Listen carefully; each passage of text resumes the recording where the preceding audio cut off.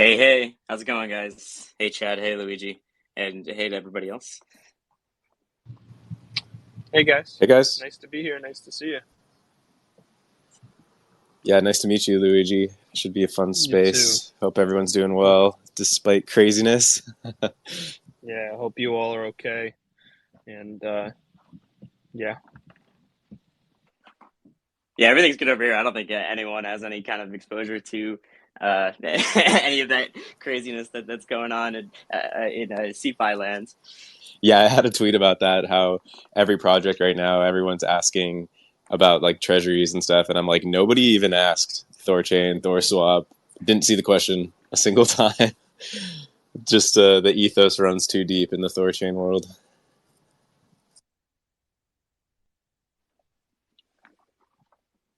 Yeah, man, it's cool to meet you. I'm interested to learn a little bit more about like other other DeFi projects on Avalanche and talk a little bit about THORChain today. We keep it pretty casual, and we'll also let people from the audience just come up and ask questions. If anyone requests and like has a question for Luigi or for us or whatever, like these are pretty open, so we try to let people up. And yeah, we'd like to talk about DeFi, about THORChain in particular, but um, we're just students of the space and like to just learn more about everything that's going on here and also like share what we're building. So also sorry that yeah, today is a US holiday. So if you need to dip out at any point and go do something else, then no problem. But so we appreciate you joining us too.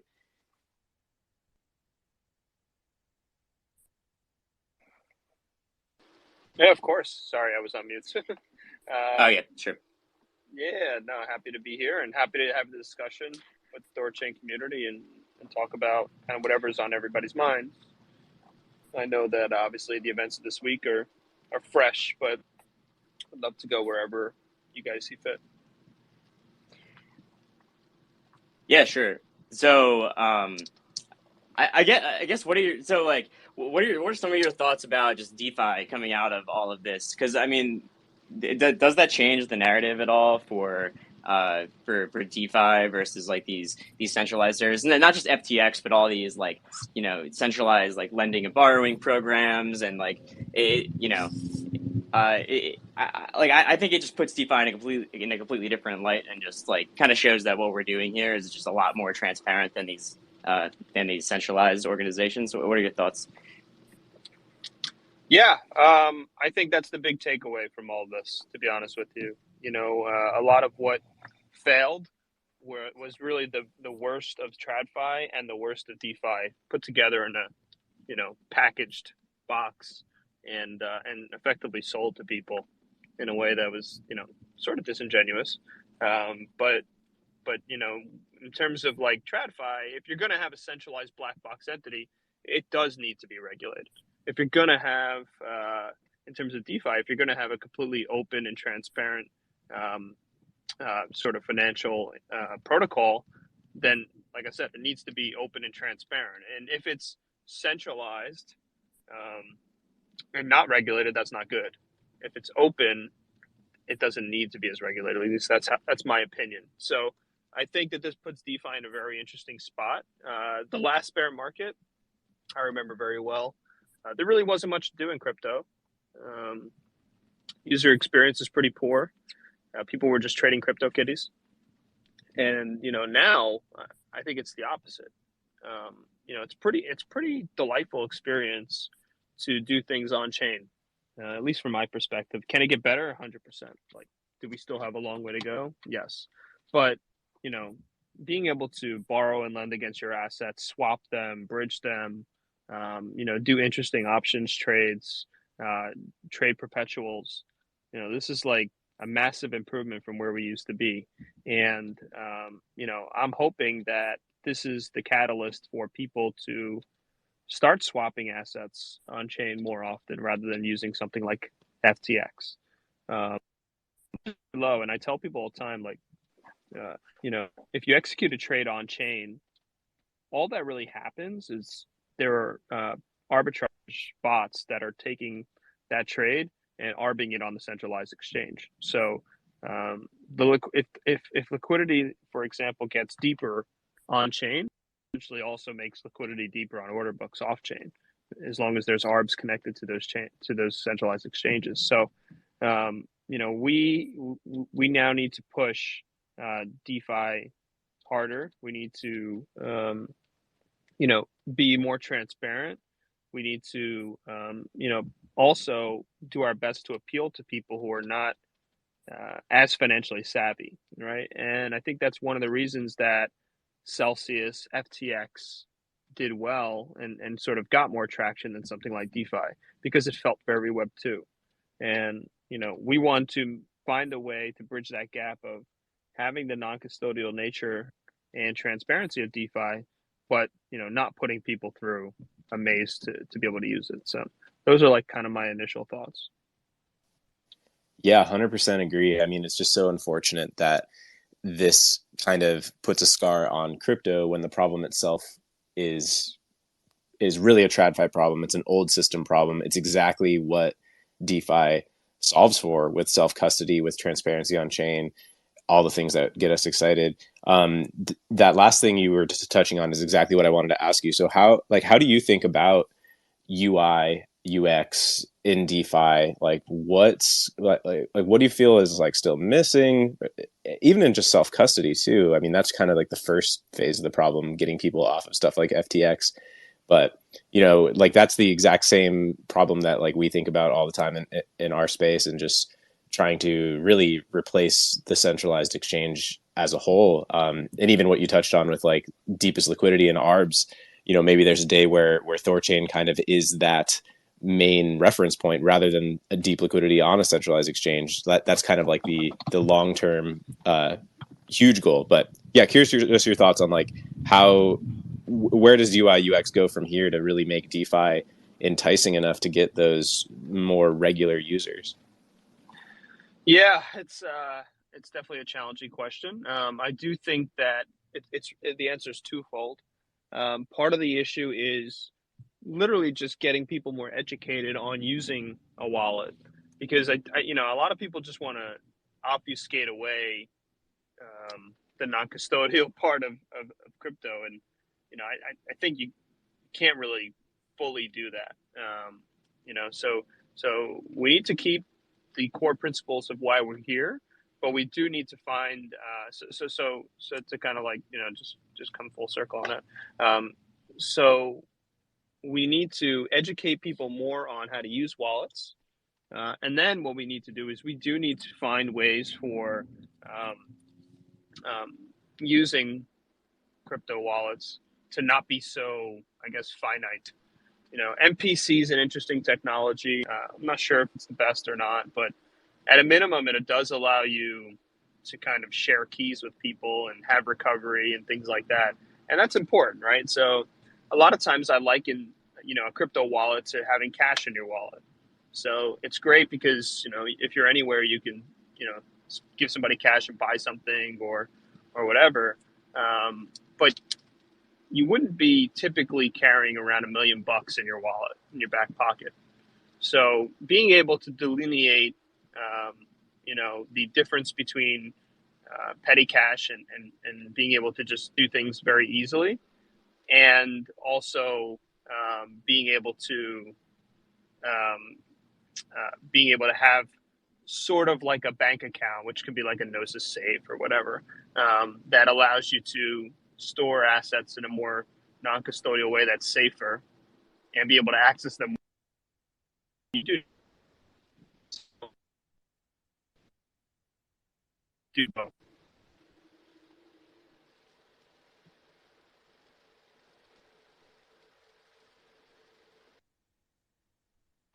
Oh, sorry, it was cutting out a little bit towards the end there. Interesting. No, I'm curious, like expanding on that a little bit.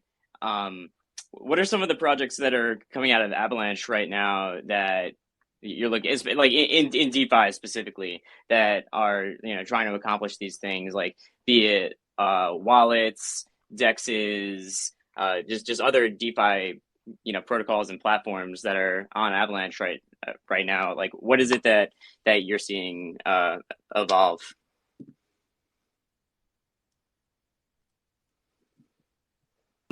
Yeah, I think there's actually a lot going on in Avalanche DeFi. I'm pretty excited about. So some of it is released, and some of it is still is close to being deployed, and have been working on projects for a long time. So we have a native stable swap called Platypus, which is an interesting application. Trader Joe is one of the leading dexes who will be launching sort of like a version of Uniswap v3 in terms of concentrated liquidity. They'll be launching that next week. Actually, it's going live. It's called Liquidity Book. So that's really cool. There's custom strategies. There is dynamic fees, which is different from Uniswap v3, so it does protect LPs a little bit more. And then there's also the system's a little bit more flexible in terms of not using NFTs as positions. So they use ERC 1155s, which is a little bit more composable. So excited to see that go live next week. We have a bunch of different native projects under development right now. Delta Prime is like an under collateralized lending platform, which is sort of similar, I guess, in some ways to Gearbox. There's some nuances there though. So that's a native team that's been building for a year. Steadify is building a really cool automated vault strategy. Excited to see that. And same with BWS, which is cool.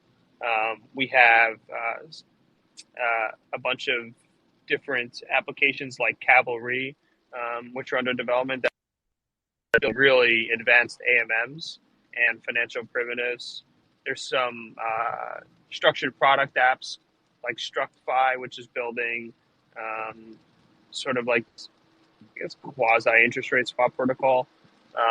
So we're really trying to push for the, I guess, sophistication of DeFi at this moment. We're trying to get, very savvy financial people to come build DeFi primitives. And that's our focus, because a lot of what DeFi is building in terms of the finance component need not really change that much. It just needs to be transparent, open, and non-custodial. So that's kind of a bunch of the stuff we're focused on, and that I'm very excited about.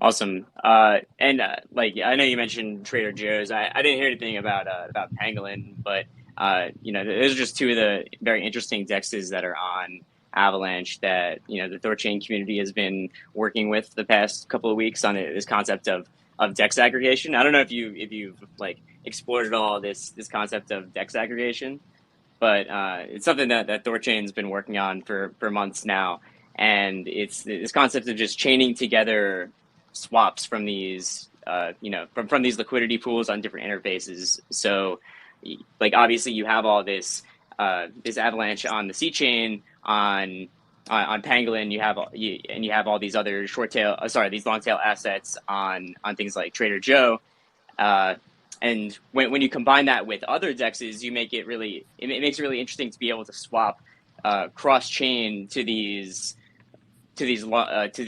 long tail assets that might not have liquidity on one dex, but you can chain together these trades and make it easy for a user. So one of the things that is already live with Pangolin on THORSwap right now with their dex aggregator is just chaining together these trades. So trading native Bitcoin, it goes through THORChain, and then it comes out on the other end, into a contract. It goes into Pangolin, and then get swapped to whatever long tail asset.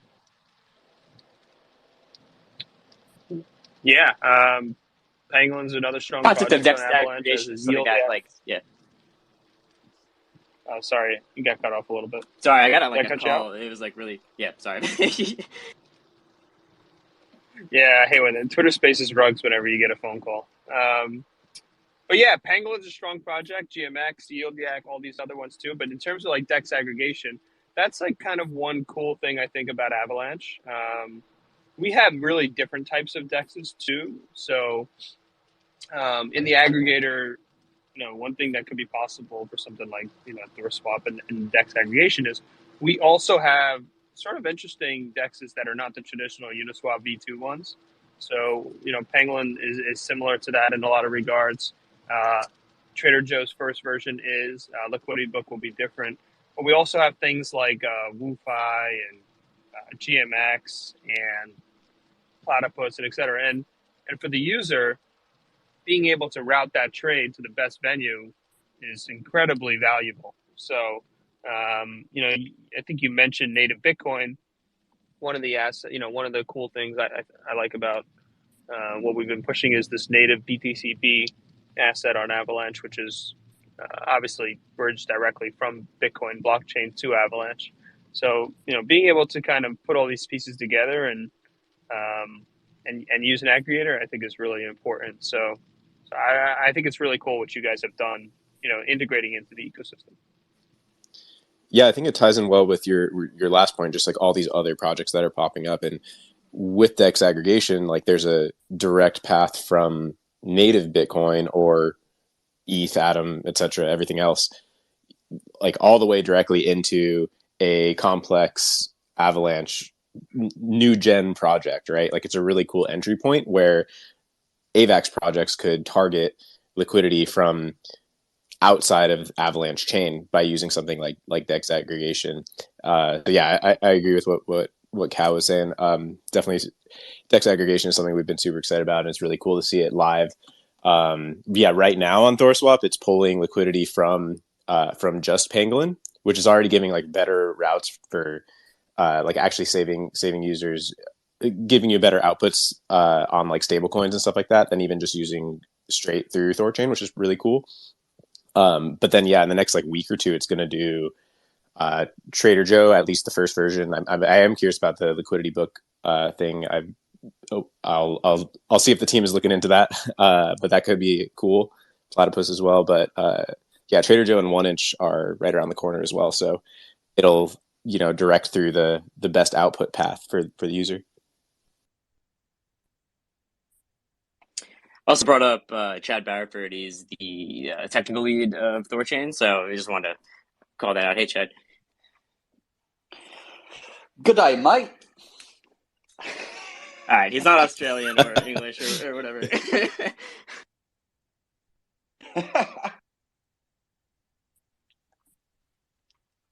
Yeah, it's good to have Luigi. It's good to have you here and talking all things AVAX. We were very interested and very excited to get AVAX integrated into the THORChain ecosystem and collaboratively, benefit each other's projects and bring more liquidity to you and bring more liquidity to us in a sense. And so really happy to have you here and talking more things about AVAX.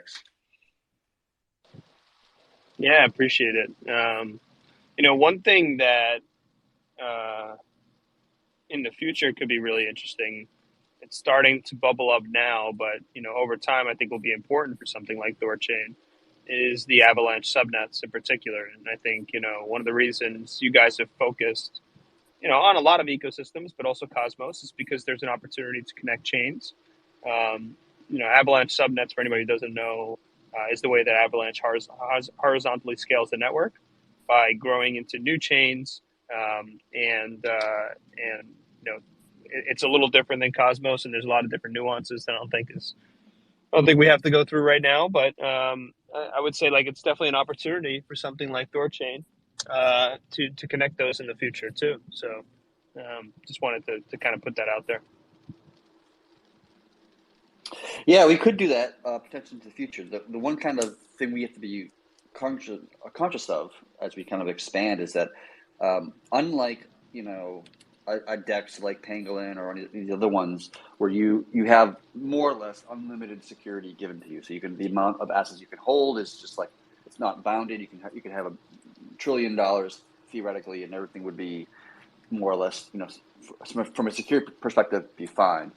But THORChain doesn't have that kind of nicety. It has to ensure that all the assets are secure relative to the bond that is being secured. So we have to think about, we only have so much assets that we can actually hold in the network in terms of like dollar value. And we have to be very conscious about like, where do we want to put that security? Is it going to be to add more chains within the AVAX community, or is it going to be to add new chains or new ecosystems entirely? And that's going to be a debate that the community has to kind of wrestle over and fight over for the coming years. That's a good point. I do think that And just giving a little bit more insight. So the subnet model is very flexible, meaning the amount of validators you can have on different subnets is completely customizable, variable depending on the use case. So I do envision a scenario where the C chain, in a lot of ways, retains a ton of the liquidity, but the subnets in particular are able to trade from their subnets and access that liquidity. So you guys being integrated with the C chain would allow you to have access to all that liquidity regardless, and could provide additional opportunities. So I don't think it's an either or anyways. If you wanted to move between one chain to another with an AVAX, like, is that supported, and what does that look like? Yeah, so that's actually something that we're very excited about. So we've just released the BAMF upgrade, which allows for elastic subnets. Elastic subnets will allow you to effectively have permissionless validation of each subnet. You can pull any number of any different variety of the 1 to 1400 Avalanche validators to come validate your subnet. Now, what this allows, in terms of the way we designed and constructed it, it allows for trustless communication between the subnets in particular, and the way that that's going to occur is because all the validators are known to each other via the Avalanche P chain. There's a unique sort of difference in architecture that allows each subnet to communicate to each other via arbitrary messaging. Now, this isn't live right now, to be very clear and transparent. This is under development, and we hope to release it sometime early next year, and that will allow for communication between subnets. And yeah, so that's how they'll communicate. So effectively, if you're on subnet A and you want to communicate to the C chain, right? Let's say the liquidity is on the C chain and you want to swap it as a user via subnet A, you can send arbitrary messages and sort of create a nice user experience on top if you so want to develop it. So with the so is it going to kind of be a bit similar to like the Stargate design and implementation, where there are similar not tokens? Pools. So there won't be a pooling bridge. No. So these validators have to hold asset A on chain A and asset B on chain B, and then they move value between those two. Like, how does that work? I'm not sure I understand. Oh, okay. Yeah, no, it's not like that. It's much more similar to IBC. There's some very different design choices, I think, and nuances to kind of how it's architected, but the end game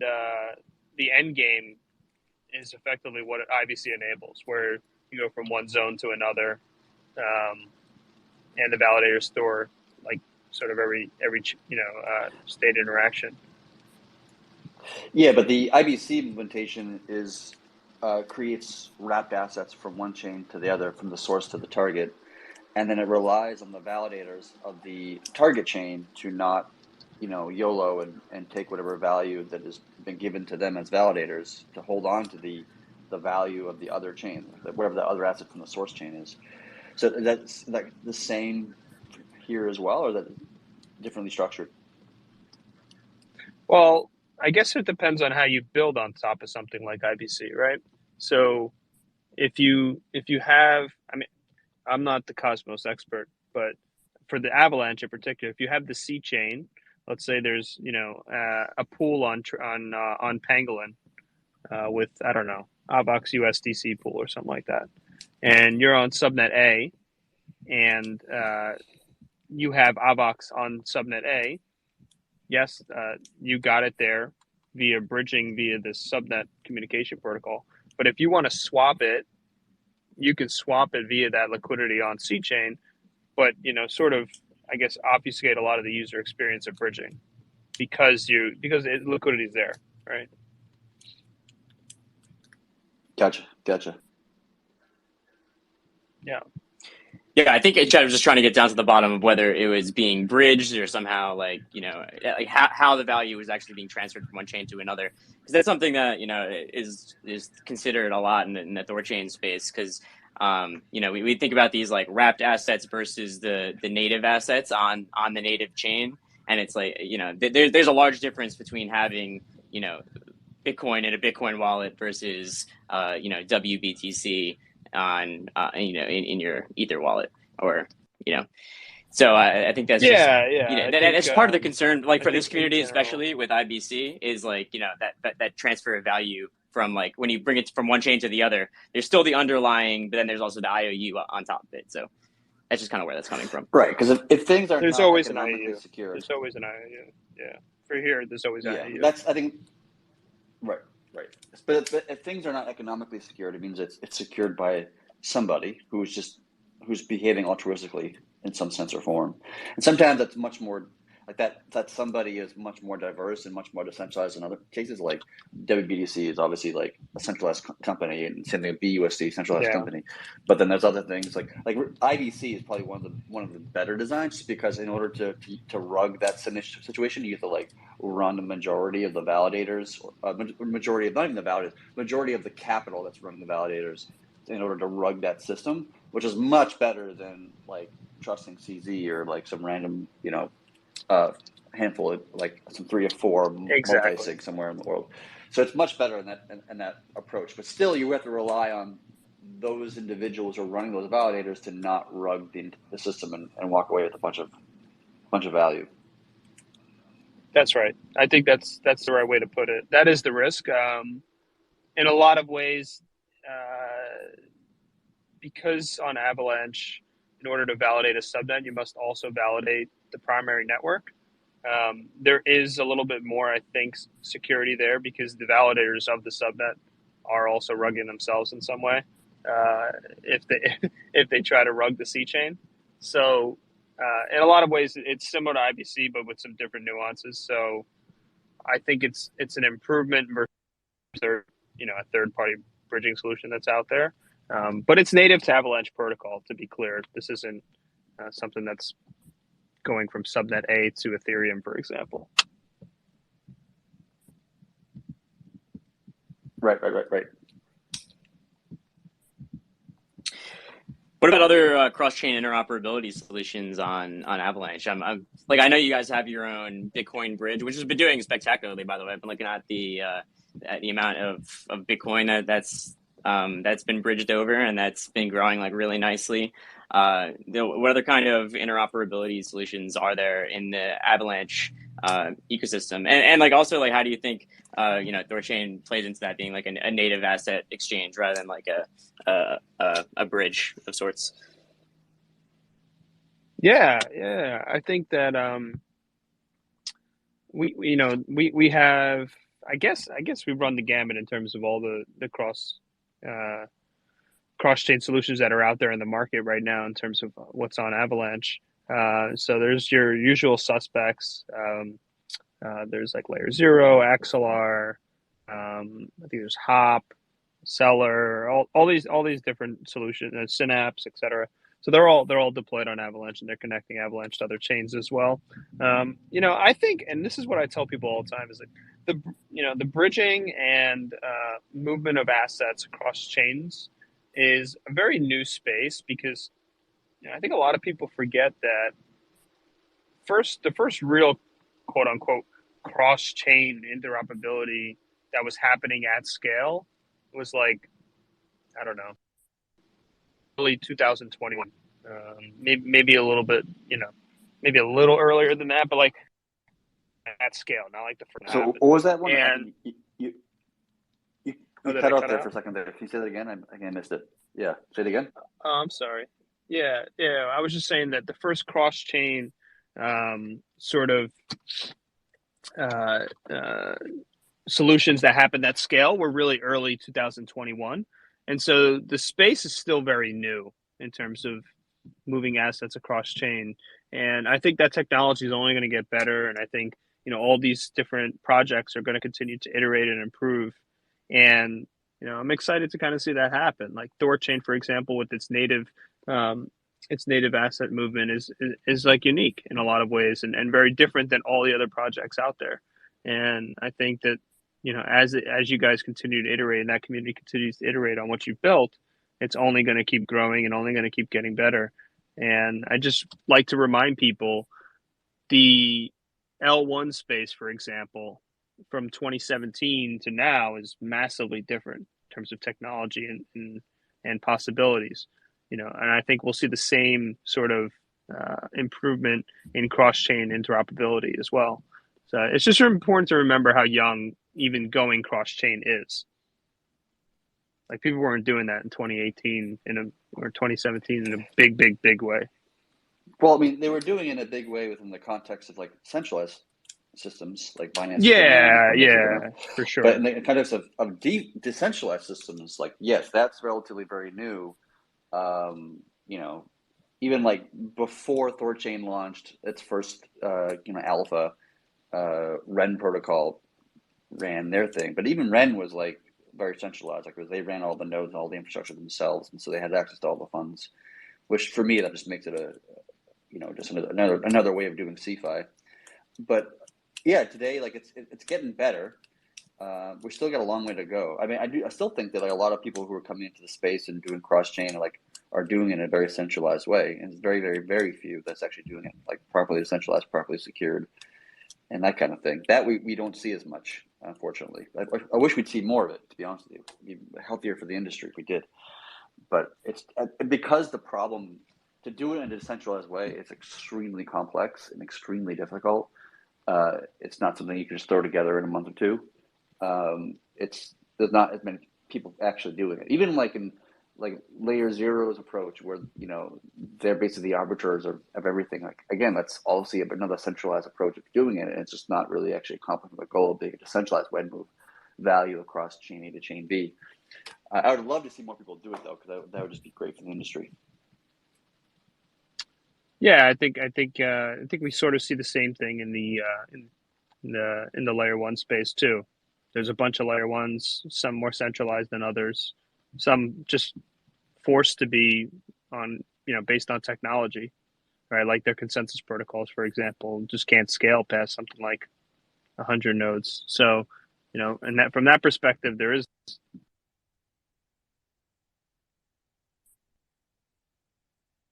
entities there. So I just think, that the space is going to grow. There's going to be the winners, there's going to be the losers. And, I think maintaining a focus on decentralization while not compromising on UX is going to be incredibly important for cross-chain interoperability, for chains, for DeFi, for the space to grow. Like, we cannot deliver an inferior product and just say it's decentralized, in my opinion. Like, that'll only keep the space a niche. Yeah, we need to deliver the products that people are actually going to use and find useful, but then also have those elements of decentralization that make them capture resistant, censorship resistant. Those are the principles why people get into this space, but people also want good UX. I think one of the problems, one of the bigger issues in the cross-chain space, at least from the THORChain angle of this, is managing multiple wallets on multiple chains and connecting them to one site to do swaps and things like that. Like that is a space which is so underexplored right now. Just managing multiple wallets across blockchains, and there's a lot of people that are working on that on those solutions, but it's just not something where the UX is like up to even like an advanced crypto user will run into issues. I'm sure a lot of people here have run into issues just using wallets on interfaces, just because it's complex, especially when dealing with multiple chains that all communicate differently. It's just one of those areas to really like button up the user experience end of things, and like where the product is already good, but it's just like the couple little tweaks can just make the UX so much better, and bring more adoption and usability to the products themselves.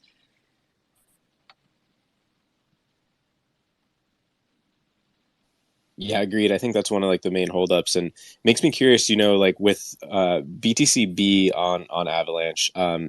One, can you maybe explain just kind of for the THORChain people that are so used to native assets, like how that operates, and then also like, do you feel that if the UX problem that Cal was just describing was solved, that like the Avalanche community cares about native Bitcoin? Like would they like is that difference understood between using BTCB on Dexes and whatnot in the Avalanche world versus just like being able to have a multi-chain wallet and like come from native BTC?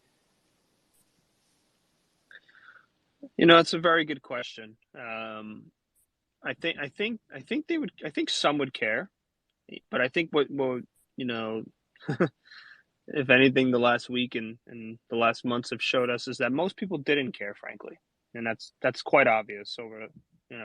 Most of the users didn't care. Like if you were okay to getting paid in your CEL token on Celsius, you know, and keeping your money in there, like I don't think you really, or you didn't know, and I don't know what the difference is to delineate at the moment, but um, I think that for sure is part of the issue, and that's why I always say like we need to deliver decentralized products that are better products too, because I don't think that the majority of people in the world are going to look this deep, unfortunately.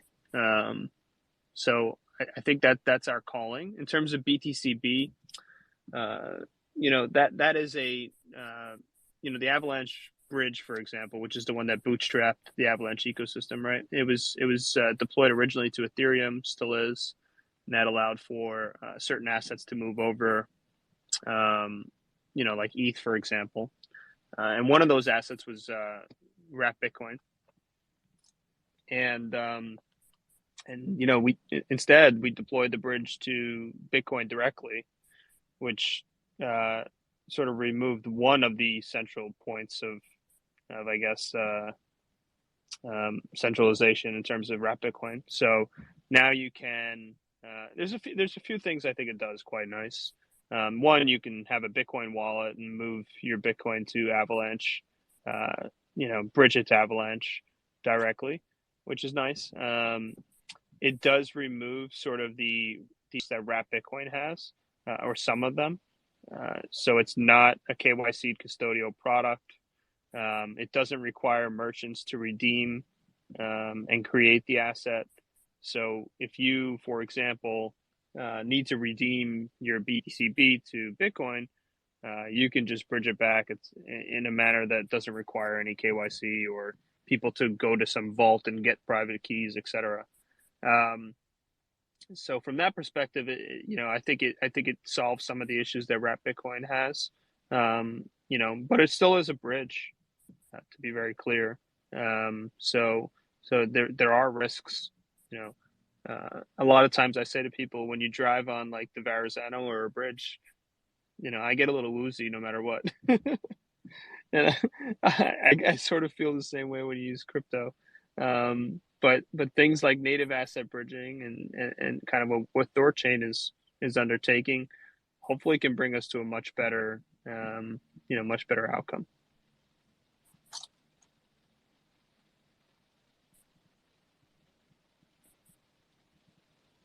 Yeah, I think one of the visions that I have personally for like DeFi in general is the hope that we can start thinking about DeFi as a chain agnostic system. Like if we've kind of grown up thus far with DeFi being associated and built upon a particular ecosystem, whether that be AVAX or Ethereum or what have you. We build tools for that particular ecosystem, but then we want to service assets that are external to that system. So then we build bridges and wrapped assets and all these other kind of things, which is just increases risk and increases like potential issues. But rather building DeFi that is not associated with any particular ecosystem, that this works the same, whether it's Bitcoin, whether it's AVAX, whether it's this, whether it's that, and just structurally puts this DeFi protocol in a way that is fundamentally available to effectively any asset without taking on additional risk of wrapped or like this kind of stuff, or like bridges, which are like, for me, bridges are very problematic in general, just because they take on both the CeFi risk because they are like centrally managed by some degree, and they also take on the DeFi risk of being some sort of exploits in their contracts or exploits in their code that could drain the entire system. And in many bridges, we've seen CeFi things happen where like that dev from I think it was Ronan, I think it was. He had like got all of his keys stolen through like a malicious PDF file that was emailed to him. Like that's a CeFi risk. And then we also see in like Wormhole's case where that was a DeFi risk. You compound these two risks on top of each other just because we're trying to make DeFi work within a particular ecosystem for whatever reason. I'm not really quite sure why. Rather than going and saying, let's just build it in a way that's chain agnostic to begin with, and then we don't have to do bridging. We don't have to take on any CeFi risk. We don't have to take on any unnecessary risk other than the protocol itself risk. To me, that's like structurally a better way for us to be building DeFi into the future. That's what I hope people do more in the future. Yeah, I agree. And, I think that we have a long way to, I do think we have a long way to go there, to be able to handle things at scale. But, I mean, real, like billions and billions and billions of dollars at scale, which is a huge, like, I guess, responsibility. And, to all the builders in this space, they have this like sort of dual risk of, building things, that need to get product market fit while not compromising on those things. And, I think it's always going to be a balance. And it'll be interesting to see which product win out. We are, at the end of the day, an L1. That's our focus. So we're trying to build a layer one that is the most decentralized, network that allows for scale. So we're always balancing that as well. And I think one of the core tenets of Avalanche is like the consensus protocol that was developed by Emin and the team there at Cornell was really all about an algorithm that allowed for more and more and more and more nodes to come without sacrificing on the time to finality of the chain. And, from a technical perspective, that's real like innovation. And if we can continue to bring those types of things across all different aspects of the space, DeFi, cross, interoperability, et cetera, then, this space is, has a really bright future. Would you speak a little bit to the decentralization of Avalanche and just like I guess sort of like the general overarching structure of it? Because I'm sure there's people here who don't completely understand the difference between like the P chain and the C chain, but also just like the validator structure of Avalanche and how that ties into its decentralization. Sure. Yeah, I'm happy to. So Avalanche is, you can call it a number of things. I like to think of it like sort of in a lot of ways as like a network of networks or an umbrella network. We have the primary network, which you can also call the primary subnet. You can use those two words interchangeably. So the primary network consists of the C, X, and P chain. The P chain is there to store the state of validation across the primary network and all the subnets. The X chain is a DAG-based chain, UTXO-based, and the C chain is the one that most people have interacted with. That's the EVM-based chain that Chair Joe Pangolin, et cetera, are deployed on. So that's the primary network. And then Avalanche has this notion of subnets. So subnets, as I mentioned, are really at the very most primitive level, any subset of the validators on the primary network that want to go and validate something. Now that thing can be one chain or multiple chains. So a subnet can consist of multiple chains, which is interesting. So let's say like, of the 1,400 validators on the primary network, 500 want to go validate subnet A, and 200 want to go validate subnet B, and 5 want to validate subnet C in some permission network for like, I don't know, some supply chain thing for a private company. They could do that too. So it's very it allows for a lot of different use cases. And, I think the system was designed in a manner that, we don't want to sort of infringe upon what people can build. We want to allow people to build what they want to build. And what's also unique about Avalanche in a lot of ways is that the subnets, they're VM agnostic. So a subnet doesn't have to be an EVM based chain like Ethereum or Avalanche C chain.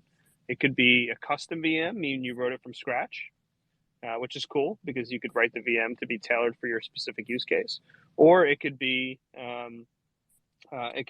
something like a Rust based VM.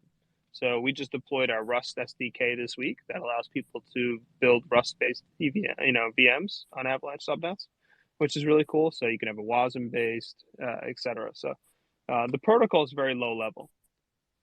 It allows for customization, allows people to build what they want to build. They can deploy permissioned chains if they want, if they're a company and they have restrictions from regulation, or they can deploy permissionless chains. So if you want to deploy, I don't know, something like a move-based VM subnet, you can, and you can, it is effectively its own layer one, and you can, sort of invite people to deploy DeFi or NFTs and stuff like that there too. So this really is like, I think, a very sophisticated architecture. It's very low level. It allows for customization. It allows people to build what they want to build. It doesn't infringe upon or define what the future will be. It, simply is flexible enough, can, build different things there. So, yeah, that's the only other thing is that they're all bound by the Avalanche consensus, those subnets and the primary network, which is really cool because we do think that was a core innovation in terms of allowing more and more nodes to validate the network without sacrificing on speed and scalability. So I'm curious, like that design to me, it sounds like a shared security model that kind of it's a lot of similarities with Cosmos's new thing that they've been kind of talking about or pushing about having like validators of other chains to validate your chain. And so like it's not so much a smart contract and not so much an app specific chain. It's like somewhere in the middle of those two things where it's like you build your own layer one, but the security is coming from another layer one of some kind of form. Like how are you familiar with that system? Like I'm curious to get your stance or your viewpoint on it. Yeah, that's actually a great point. So shared security is a very loaded term depending on what communities you're talking to. So especially if you're talking to like L2 and ETH communities, that means something to them, it means something to Cosmos community, it means something to us different, which is sort of a bigger issue in this industry in terms of terminologies meaning different things. But from our perspective, like I said before, the requirement to validate a subnet is that if you want to be a validator of subnet A, you must validate the primary network. That is a hard stop requirement. And so Cosmos, from my understanding and reading sort of what they've been pivoting to in this new release, is that it moves closer to that model that we have. And it was previously completely isolated where any zone can have any validator, etc. But I think that there is some real value gained in terms of knowing who the validators are. And, it is still permissionless in the sense that any validator can validate any subnet with the requirement that you also validate the primary network. And I think that does provide some really unique things in terms of what can be done on the primary network and the C chain and the liquidity that begets. But it's only really possible, in our opinion, to do this model, this sort of model where validators effectively grow on the primary network with linearly with the amount of subnets, if you have a consensus that can handle it, right? So, Cosmos uses Tendermint, which is classical consensus, which can only scale to like 150 nodes. So they really can't use this model that we have exactly, because their quote unquote, let's call it, if it was a primary network, wouldn't be able to scale past 150 nodes, and that's not really, I think, a disputed fact. I think they would agree with that. So that's why they have like a little bit of different nuances. Are you familiar with a project called Pocket Network? I have heard of it. I wouldn't be able to comment on any of the technicals of it, to be honest. I was going to say like that. I met the guy behind it once. Had a good conversation with him, and one thing he said, which I was surprised about this, but maybe you'd be surprised as well, but that he had forked the Cosmos Tendermint kind of system, and he made a bunch of changes and edits to it, and he got his own network to scale to like 20 or 30,000 validators, according to what he was telling me. And so I don't know how he accomplished that. I just thought it was fascinating. I don't know what he did to accomplish that, what trade off was made or what, but it was kind of a fascinating thing. But I do agree that I think Cosmos you can't really get much higher than like 150 or 250. Maybe if you make the block times larger, like longer block times instead of like a few seconds, make it 30 seconds or a minute, you can probably get larger. But yeah, well, you'll have to sacrifice something. Yeah. Well, you always have to sacrifice something. Like this is the technology, you never like get everything for free. That's just not. I know we like to believe that sometimes. Everybody likes to say that they broke the trilemma or whatever, and but reality is that's never the case. You always have to deal with physics, and physics limits you to what you can and cannot do. And there's always going to be trade offs for sure. For sure, there's always trade offs. I just think that sometimes, in a lot of ways, in all major, I guess, innovations that come across the world, it's usually when you look at something from a different lens that innovation occurs. So if you keep trying to just like, let's say you take Tendermint, you keep trying to optimize for just pure metal and speed and, optimizations of that algorithm, it's physics. Like there's only so much you could do. But if you, take a step back and take a completely different approach, which is like the subsampling method that Avalanche Consensus sort of has, you can have something totally different. So, when we go from 100 to every transaction with sub-second finality, so like it's just different, totally different thing. Just like Nakamoto consensus and classical consensus are completely different too. Nakamoto consensus is much slower than classical consensus, right? But it's also much more secure. Right. You're trading off that decentralization for something that's higher performance. I recently saw an interview with what's his name, the guy from behind Solana. I'm blanking on his name right now. Anatoly? Anatoly, yes, Anatoly. I heard him say something that I was a little bit shocked about. I don't know if you've heard him say it before, or he didn't actually like explain why. I would have loved to heard him explain why. But I'd be curious if you've heard him say this or you understand, and maybe you can explain to some degree. But like, not that you're on the hook for Anatoly's comments, of course. But like, he was saying that like the completely wrong way of solving scalability of blockchains is through shards.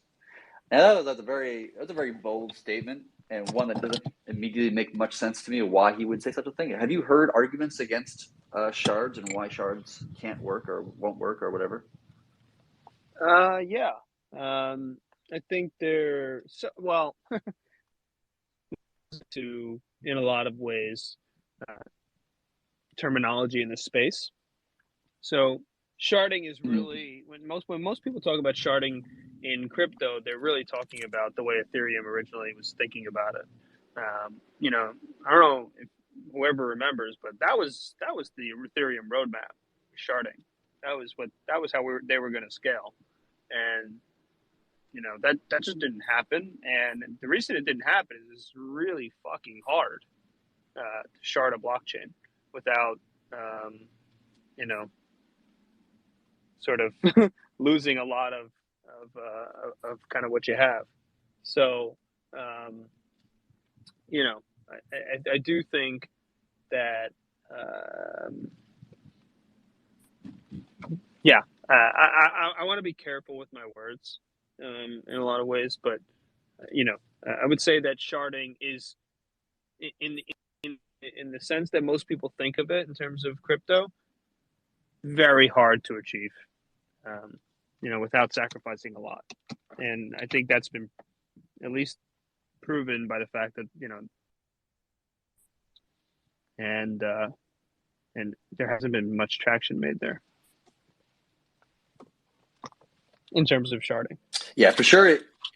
for sure, it's a very difficult thing to do, and I think, I mean, I associate, and correct me if I'm wrong here, but I associate the AVAX to be sharding as part of their kind of like way of scaling, of like creating subnets and subchains and just kind of breaking So things into smaller pieces. Or do you not agree with that you statement? can think you can think of it that way, like just conceptually, but in the way that like true sharding works, where you take the chain and it's one chain, you split it up into multiple pieces, and it all comes back together as one piece. Like that's not really how a subnet works. Subnet is really like split a bunch of different executable environments, but you don't like subnet A doesn't share all the security of the speech. That's not how it works. Because you could have it, like I said, you could have a 20 validator subnet, if they so choose, or you could have a 1400 validator subnet if they so choose. So from that perspective, it's very different than like the originally envisioned sharding. So who would you say is doing sharding in the space then? Would you say Ethereum's doing it, or would you say that some other product maybe? Like, who would you say is like the product going for sharding right now? Just Nobody. I don't think anybody's nobody. really doing it. I know. No, not that I know of. I know Near has been working on some dynamic sharding, they call it, but from my last checks, there wasn't a ton of progress there. I'm not sure if they've gone further, but that's not really something that like true sharding, the way it was originally envisioned, nobody is really taking the ball there. I think everybody kind of realized this is too hard. Yeah. I know there's a lot of projects who say they're working on sharding and they'll use the term, but it's interesting to hear your viewpoint and have a very different like definition of the term according, which where you're coming from makes sense too. Like I'm not saying that, of course, but like it's interesting to hear your perspective and how you look at things. Yeah, I mean, this is a very interesting space. There's a lot of different perspectives. I don't think I know everything by any means, and I'm just kind of been around for a long time and have heard a lot of different things and try to learn as much as I can. But ultimately, it's a fun place to be. I was telling the team this week, you can't say like it's not entertaining. That's for sure. So yeah, So I do have to drop it a little bit because I forgot that today is I forgot that today is a holiday, and my kids are home from school. It's all right. And drop off they're knocking on the door. Definitely appreciate you coming on and kind of like giving your viewpoints and information about AVAX and all these things. Like it's really helpful to learn more about it. So thank you so much for that. Yeah, I'd also love to hear a little bit more about kind of what you guys got going on, and before I do drop, and what else we can potentially do together. Well, the big thing we got going on right now, which is about to happen probably in the next few hours or 24 hours or so, is we're launching a new feature what we call savers. And it's a little bit comedic timing too, because the savers feature is kind of conceptually similar to like how BlockFi would give you interest accounts. Like you could put into Bitcoin, earn some more Bitcoin. It's that straightforward and simple. You don't take on exposure to any other assets or any of these other things. You just earn Bitcoin and earn more and make more Bitcoin, right? Or earn ETH or whatever asset you kind of choose to throw into the network. And it's at a time when like all those, when CeFi basically owned that idea of like earning BTC on your BTC, there was no decentralized way to earn, in that same kind of way. When they're all kind of collapsing, BlockFi is now collapsing a second time, I guess, because of FTX. This network is launching this new feature where anybody can deploy, a layer one asset like AVAX, for example, and then earn more AVAX on your AVAX, like straight up. Like kind of like it's a little bit like staking in some sense of like what it kind of feels like, right? From a user perspective, obviously it's structured very differently than staking, but like the way it kind of feels like that way. And so anybody in the AVAX community can come to the network and just deploy some AVAX without buying Rune or taking on a price exposure to that, and just like earn more AVAX straight up. So the other part of like the other end of things, like those are great new features that are coming to THORChain. But the other thing that THORChain is doing is a lot of BD type things getting into wallets, because at the end of the day, THORChain is this neutral infrastructure. It's its own app chain that validates transactions on all these other blockchains, including AVA chain, Bitcoin, Ethereum, Binance chain, and it just swaps the assets, native assets, right in the wallet, right? So that's an amazing use case, and for wallets to integrate THORChain. So that's like something that's being pushed on a lot. A lot of big wallets have been integrating THORChain and are in the process, just because the product is there. Users want to have access to these decentralized swaps and still maintain self-custody and own native assets. So we're just acting as the rails for those transactions that people can make in wallet swaps from one to another. So like, there's a lot of innovation going on both sides of things, on both like the product side, and like the savings vaults, earn BTC on your BTC, earn ETH on your ETH, earn AVAX or AVAX. And then there's the other things that are being worked on, like order books and lending and borrowing and things. And then there's the integration side, which is just getting into these other products like DEX aggregation, which we already touched on before, just a little bit. With Trader Joe and Pangolin, and then just getting into the wallets and being those neutral rails, being the decentralized change now Binance. That's the future of THORChain itself. Amazing. Yeah. Well, I look forward to really following all the developments. And I want to really say how much I appreciate you guys bringing me on today. I'm really sorry for having to cut out early, but I really enjoyed the conversation for the last hour or so. And, hopefully, my DMs are open. People couldn't always find me on Twitter, and I'm happy to kind of engage with this community and hopefully work together, as much as possible. I like the ethos and I've been following THORChain for a while. So really appreciate you guys having me on. For sure. Thank you so much for coming on. And the Nine Realms team will definitely be in touch. The THORChain team will definitely be in touch. We love what you guys are doing too. And, it's just two bastions of decentralization here. And I think, kind of the future of where the space is going. So thanks so much for coming on. I appreciate it. Yeah, thanks guys. Have a good one. Have a great weekend. You too. Yeah, thanks for coming on.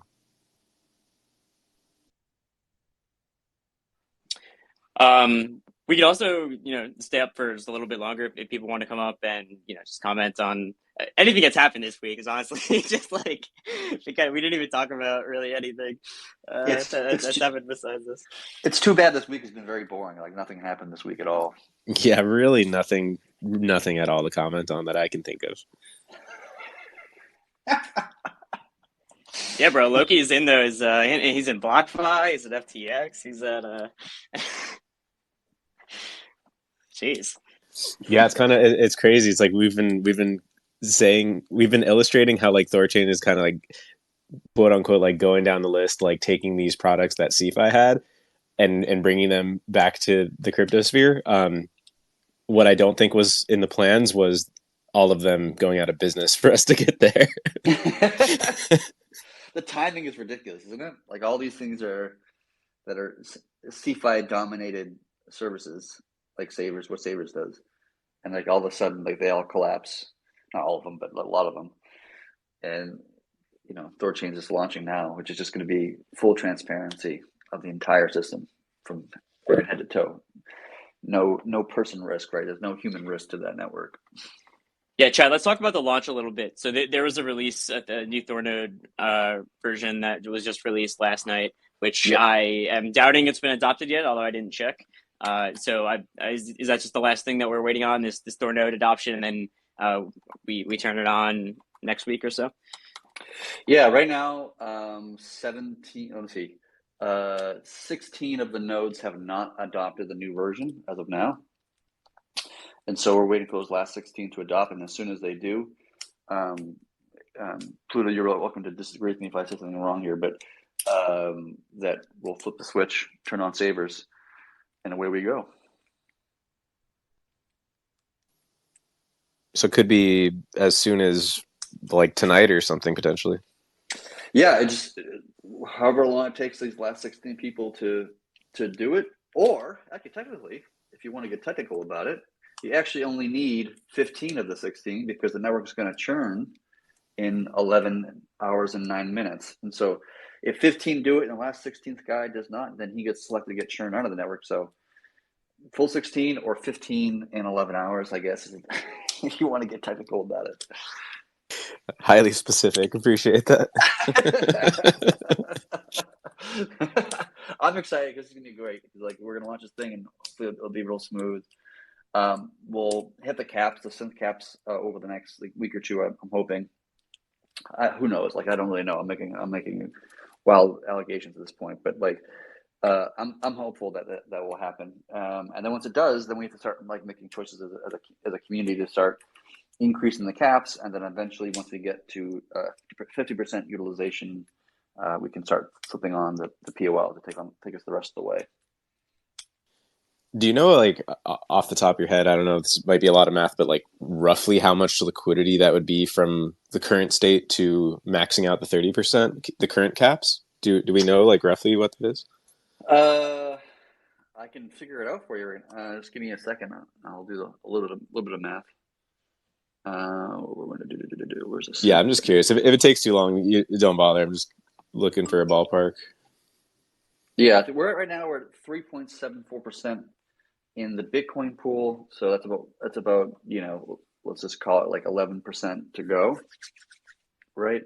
11% of the Bitcoin pool is what, 619 BTC, and right now it's 600 something. So let's call it 1,200 in value. I think I'm doing this like on the top of my head, so it could be wildly wrong. I'm pretty sure we're gonna hit the security hard cap before we hit the synth utilization cap. That's possible. Yeah, I think the synth cap for Bitcoin is 132 BTC. I think, or maybe half that. I'm not quite sure. I have to spend more time thinking about it. But we could hit the pool cap, as Pluto was just saying. But at the same time, like we have right now 2, 4, 6, 8, 10 validators that are not churned into the network. So it's like we're at 90 validators right now. We have another 100 that are willing to jump in. Each of them with, looks like the lowest person's like 532,000 rune, and the highest is 950. So it's like and most of it's like over 700. Vast majority is over 700,000 rune. So we get those people churned in over the next few weeks, whatever. It's obviously going to add more space and more BTC and savers can load up in a sense. So it'd be interesting to see what happens for sure. And THORSwap's interface is about ready, I assume. I saw you posted a screenshot yesterday, Chad, of the savers interface. Yeah, I posted a teaser. It's on my Twitter if people want to see. Yeah, I mean, as far as I know, I think it's pretty much ready to go. I think the only thing that was not shown in that screenshot was just like the final APR calculations. I'm assuming everything will be pretty much ready to launch, though. As far as I know, once this new version update is adopted. So yeah, I mean, as far as I know, I think THORSwap's good to go, and yeah, the interface is really nice and simple. I mean, we're going to do a bunch of guides and tutorials and all of that, but I've seen people asking, like, how am I going to be able to do it? Can I do it with a ledger? And it's going to be the most simple thing you've ever done in the THORChain ecosystem. I mean, it literally is just connect a wallet, enter an amount, click deposit, sign the transaction. That's it. And then just same process to withdraw when you want to. And the metrics are all really simple too. I mean, all it's really going to have to show you is what did you deposit? How much have you earned? What's your total amount to withdraw? One thing I left out there is like it'll show you the fee. Pluto posted an example too of kind of showing the behind the scenes yesterday. And like, for example, if you're putting in 1 BTC, there's slippage happening because of the swaps that are going on in the background. So that 1 BTC ends up being, 0.996 or whatever. So all of that will be like pre-calculated in the interface for you for knowing exactly what you're going to have deposited and what you're able to withdraw and all of that. So yeah, really, really dead simple. I remember like early in the conversation, Kyle was asking that Luigi about like what he thinks about DeFi and the UI UX, which is an interesting conversation. But like what you're talking about right now, like THOReau is like, to me, this is the future of DeFi. Like this is the like this when you want a very clean and simple UI UX, all these kind of things. Like what you're talking about for the Savers, feature is going to be like so like that's going to be like the standard in some sense, just because it's so clean, it's so simple. There's not much cognitive things that you have to understand. You can just say, oh, okay. I just hit the button and I spent some BTC and I get more. Okay, cool. That's like it's such a clean thing. I love it. I love it. Yeah, and it's also like what you were saying about just the vision for chain agnostic DeFi, right? And the way I kind of imagine that in my head, and I'm curious if what I'll illustrate is how you're thinking about it, is like, say you have this epic yield generating protocol on Avalanche, right?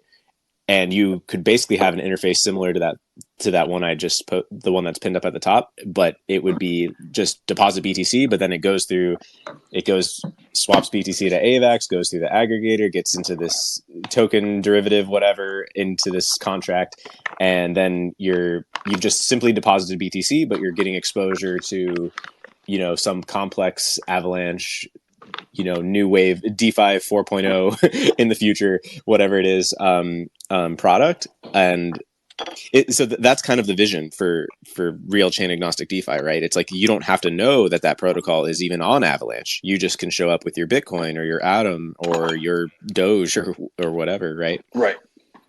That's the way it should be.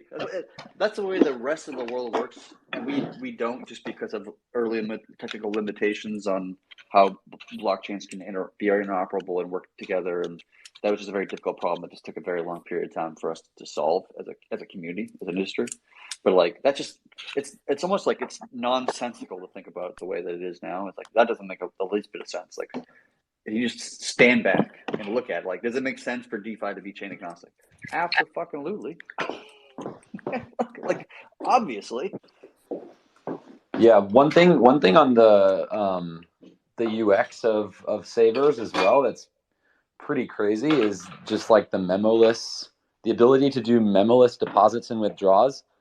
It's pretty novel. Like the fact that you can literally just send Bitcoin to an address and you just automatically start earning more Bitcoin on that is pretty fucking revolutionary. And the fact that you can withdraw by just sending like another amount. We'll do story time real quick. I remember we were sitting around. It was the Nine Realms team, Chad. I think Eric Voorhees was there, and we were all talking about this. And we were saying, okay, like we need to do this in a way that we just send to an address in both directions, right? So like being able to just send to an address, like, yeah, we can figure that out. Like we know the address that it came from. We can just swap to the synth on the back end and lock it in the vault. But like, how do we do it with a withdraw? And the requirement was that like this can't be something that like you have to be able to like sign a memo with, because there's a lot of wallets that don't support memos. Like we wanted to build a product where you could literally just send Bitcoin to an address, and like the system would know what your intent is, whether you're trying to deposit or withdraw. So we were all sitting around and we just kind of came up with this design for memoless, and I think that that's one of like the innovations that is going to prove to like unlock the most potential, because you literally don't have to know anything about how THORChain works. You don't have to craft a memo. You literally just like fire off a query, you get back an address, you send your Bitcoin to it, and now you're saving on your Bitcoin. And from a UX perspective, I can't think of anything simpler than that. I mean, like how much easier can it get? It's so simple that Redditors will think it's a scam. I remember we were talking about that, and we were in Colorado at the time, and we floated the idea of using hierarchical deterministic wallets to accomplish this task, and so having like one wallet that's like the inbound and one wallet that's like the outbound. Like, so if you wanted to deposit, you put this address, and you wanted to withdraw, you put it in that address, and then you use the number of sats you use to define how much of like basis points you want to withdraw if you want to withdraw. But then we just came with that much simpler approach. I don't even know who did. I can't remember, to be honest. But we came with that simple approach, the much simpler approach of like, oh, if it's under this X amount of sats, then it's withdraw. If it's over that, then it's a deposit, and then it becomes so much clean and simple. It didn't require much development time. I mean, Iridanis is in the audience. He's the one that actually put the effort in to write up this feature, and relatively speaking, it was a pretty simple feature to add. It was like a couple hundred lines of code, nothing too crazy or restructuring much of anything. It just kind of works, and it just, you're right. This thing's going to prove itself to be very useful, especially when you're trying to pull, long-term Bitcoin from like people's ledgers, which just doesn't have like direct, THORChain support for ledger quite yet. Hopefully we get there at some point though. But like to do that is like incredible. I think it's gonna be humongous for the project. Pluto, I have a quick question for you on that. So in your example, you showed how to do it memoless, but also how to do it with a UI building a memo for you, right? So are there kind of like certain instances where it makes sense to do it one way or another, or like what are kind of like the key? Like, are there some differences there? I mean, I think that like memoless is with memos is just a little bit more programmatically straightforward. Like you send the smallest possible dust amount that you can, and you send a memo, and you're stating exactly what your intent is.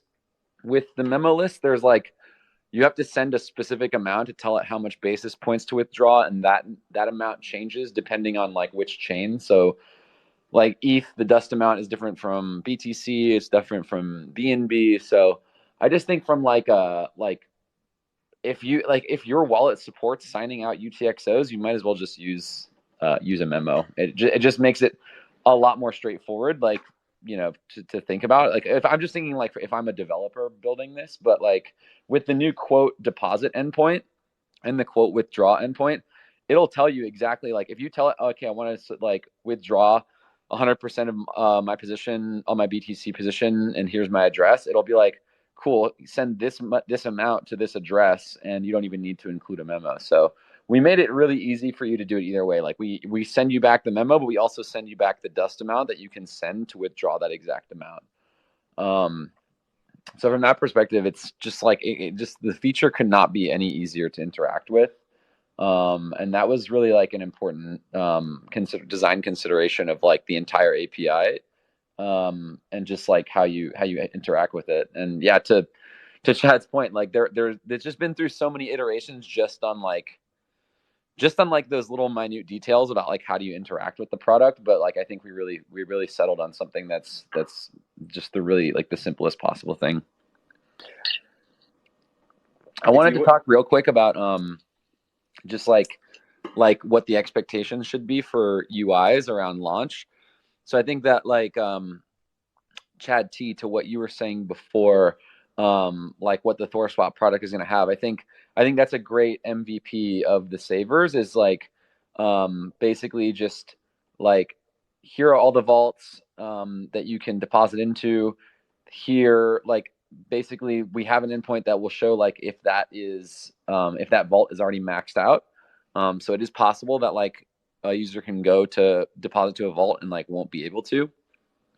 And then basically from there, like they should go and just like punch in an amount and in for a token. And so say like they're going to deposit 1 BTC. So we can show you exactly how much like entry fees that you're being assessed when you enter that vault. That's basically the slippage that you pay to enter the vault. And then when you go to like show a user their positions or like what their redeemable amount, that quote, that withdraw endpoint will tell you exactly how much that you can redeem at this exact point in time. And that takes into account the exit fees as well as the outbound fees. And so it's really nice. Like users will be able to see, oh, I can withdraw my, 1.2 Bitcoin right now, and they'll get back exactly 1.2 Bitcoin. So it eliminates a lot of the guesswork. And so that was like a, sort of like 11th hour optimization that we made. And then, but just on the subject of like yield rates, it's still something that we're trying to determine the best methodology to like to basically instruct UIs on like what rates to show to end users. I think that there's going to be a number of ways to do this. You know, we can go and we can take the oldest saver and look at their yield and then extrapolate that out over, a year and give like a rough APR. We can also do like back testing where someone can say, when that person goes to make that one BTC deposit, we could do like a little back test and tell them like, hey, if you had entered this pool with this amount, like if you had deposited one BTC 90 days ago, here's how much you would have made and here's what your yield would have been. And I think back testing is a little bit more of a transparent and a little bit more of an honest way of doing it than saying like, here's the rate somebody else who got in earlier than you was. Because the more people that are in the pool, like the more the rates are going to go down. So like showing you someone else's APR as like what you would get is not necessarily like, that's not necessarily true. So there's a lot of trade-offs between like, basically having like the most up-to-date information accurate and also the most user-friendly way of presenting that information. So for right now, we're recommending that UIs don't publish any rates for any of the pools because we think that we need at least like 30 to 60 days of data from the real world to actually like look at the different rates and look at the different calculations and figure out what's going to be the best way. So yeah, I noted in the screenshot that you had posted there above, like the earn APR percent coming soon. Like I would just say like, basically like that needs to be pushed out for like at least a month until there's enough data to make the accurate calculations and to compare the different methodologies against each other. Yeah, it makes sense. I'll definitely bring that up with THORSwap. Yeah. It's always a tricky thing to like talk about what people can expect for yield because it does fluctuate and you don't want to give people false impressions. Like you want to be honest and clear and as transparent and real with people as possible, but at the same time you really can't tell them what the yield is going to be in the future because you can only base upon what happened in the past, which is obviously not always directly correlational. So it's a tough thing to deal with, but at some level you got to come up with some number and give it to people at some point. Yeah. I think it's fine to say like past 90 days performance, and then just give them like an average of all the savers in the past 90 days or the oldest saver or whatever. But like, I still like the idea of like when you go to deposit and you enter in like how much you're about to deposit, it'll tell you like how much you would have made if you had made that deposit 90 days ago. Cause we could take the pool depths 90 days ago and then add what you say you're depositing now, add that in as of 90 days ago, and then look at the pool depths now, and then basically get a delta between the two. And I think that's like going to be really like the most accurate way is like to tell people like basically based on historical performance rather than like try to make some extrapolation into the future. I just think that extrapolating into the future is going to set people up for failure, and it's not going to set the right expectations around what the true yields are going to be. Yeah, agree with that. Because I mean, like we talked about this last week too. That all yields like they're always backwards looking, but people look at them as forward looking, right? And that's a good way to communicate. That it's a good way to communicate the same information, just in a different way that frames it in more accurately. So if someone's thinking about it as a backward-looking metric rather than a forward-looking metric, because obviously there's no way to predict what will happen in over the next year, especially. So good call on that. What we could do is that each time the network puts like yield into the Bitcoin savers, for example, it emits actually a donation event on the chain itself, and Midgard already supports that event type, which is why we're using it. It didn't require extra work or whatever, and it works. In some sense, it is a donation into the group anyway. So, anyways, like you can take that number and you can sum it up per day. Like, what's the total number of of synthetic Bitcoin was put into the pool from a yield perspective. And then you can look at that number on. We can actually have a chart that just shows that number day to day, right? To show what the actual income of the actual pool is, and then you can have another number that is like, well, relative to the how much of this is being split per BDC, like per one BDC, how much yield is that of this yield for the day? If you have one BDC in the network, like what are you getting? Blah blah blah, something like this, and so you can kind of create a long term graph that will show the income of that pool. And you can even see just like, is it making more money because the yield is increased, or is it making more money because people have left, right? And there's less people kind of collecting the yield, and therefore the yield increases for those individuals. And so like that would kind of give you that kind of sense of like, what is the actual yield generating, and then how many people are that being spread across of what value. Like you could do that totally with Midgard by itself without making any more changes to the core protocol. We have been on stage for almost an hour and a half here, so let's let if there's anyone that has questions or whatever, let's let them come up. There's someone that's been waiting for a while, and if anyone else has anything, hit the request button to come up. So we have Naveen Kumar. Hey, are you there? Yeah, unmute yourself.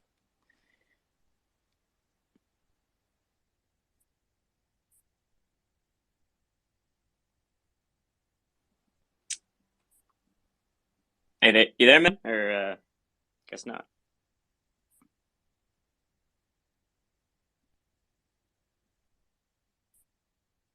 Well, whenever he comes back, he's willing to. He's okay to talk. Is there anybody else in the audience who wants to come up and ask a question or bring up a topic? Or no one else has requested. Okay. Come on, no one else has questions about savers. It's really that simple. There's just we got K Coefficient and Crypto XC from Thor Wallet.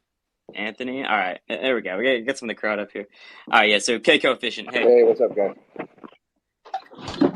Yo. Are we the savers? Is it just gonna be BTC right now, or are we doing all layer one coins? It's every asset on THORChain actually. Oh, really? No, it's not. It's not. No, it's only gas assets. Yeah, only a coin. No token. Yeah. The primary asset per chain. No, I don't think so. Ah. Look at the handler logic for the add liquidity, and there's a function that says is gas asset. Oh, interesting. I thought POL was only for gas assets, but that savers was going to be live for every token that basically any synth could be deposited into a vault. That's not the case. No, I think that might be problematic for like lower smaller pools. It creates the opportunity for manipulation and there could be some security related issues there. I mean, there are L1s that we have for bigger pools.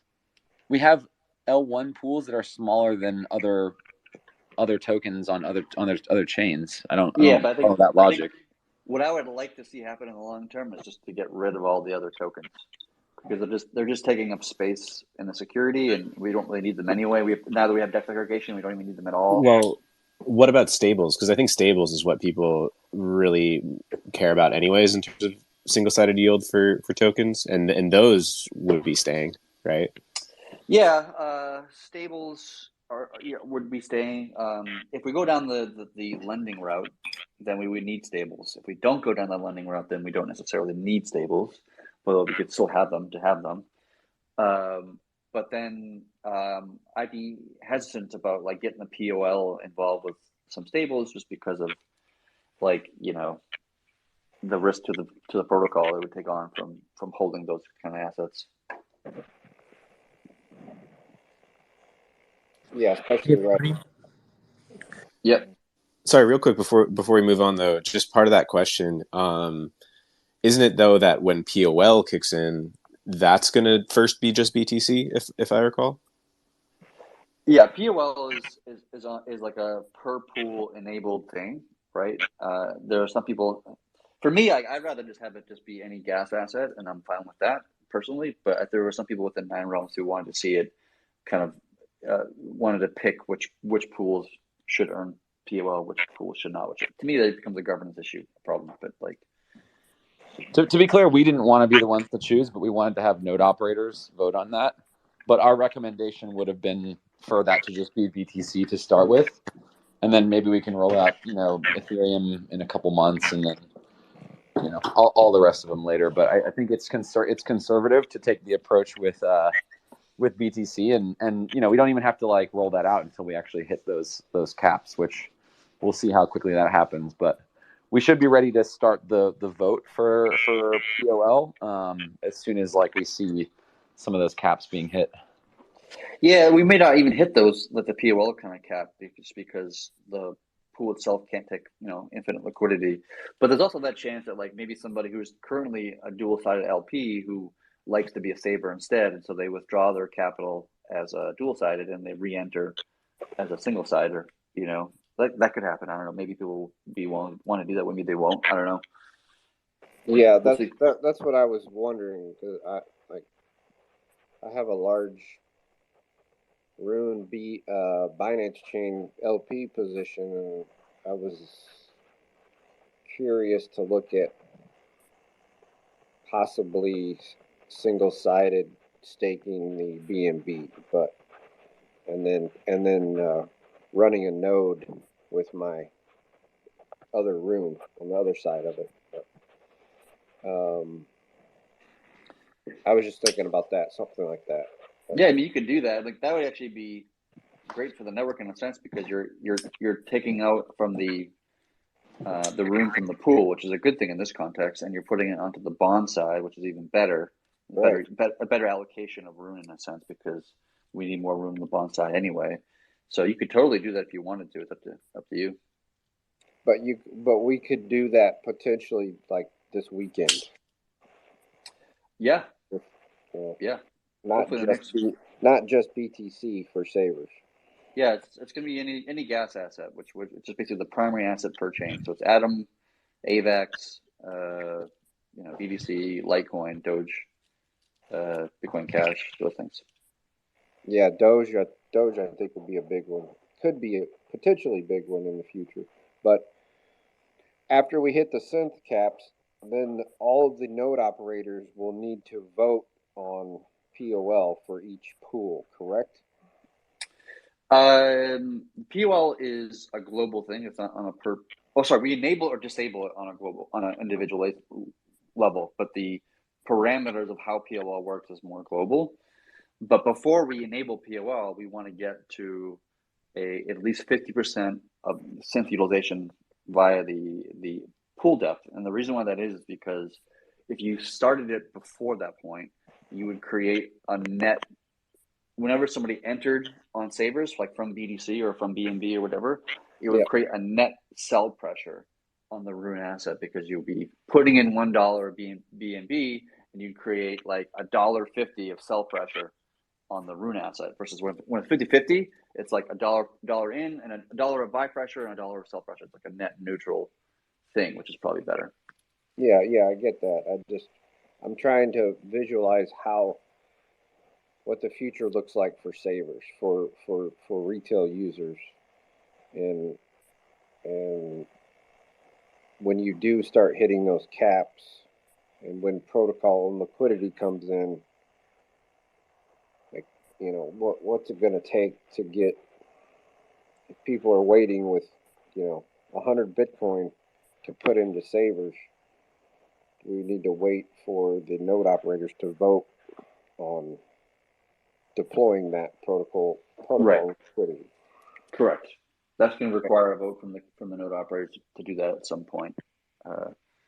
Yeah. Okay. I think, and that's all part of the THORChain strategy of launching these features, where it starts off small and then ramps up slowly over time to make sure that there's no big errors with the feature, or that things work as intended. Starting off with POL, it's always better to start smaller than it is to start bringing in 100 BTC slugs right away. Yeah, we'll get there. I get that. I'm just it might be useful to have like